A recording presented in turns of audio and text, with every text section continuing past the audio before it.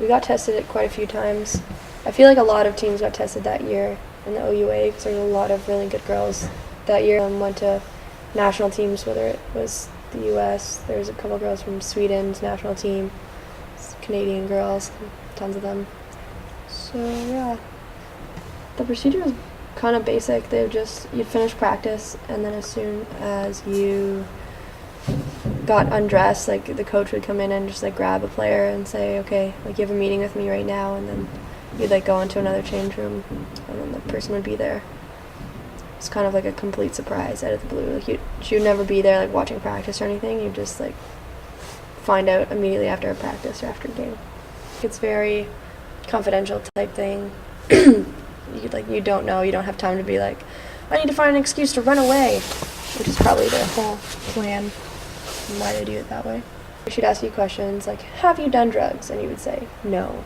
And they'd ask you like specific questions about, have you ever consumed these types of drugs, like class 1 and class 2. And then she would give you a nice little plastic cup and make you pee with the door open, and just all nice and close and personal, asking you questions, making sure that there's no tubes or somehow secret way that you're doing it, different, finding other people's pee or whatnot.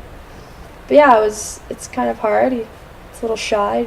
Some people would be like, oh, but I just peed before I came in here. She was like, that's fine, I'll wait.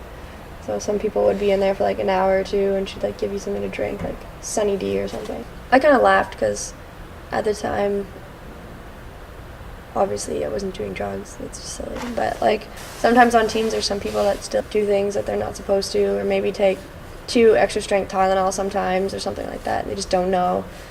But yeah, my mindset was just kind of giggling at that instance, I guess. But I'm personally very shy and do not enjoy people staring at me as I pee, that's for sure. I don't think anyone really enjoys that.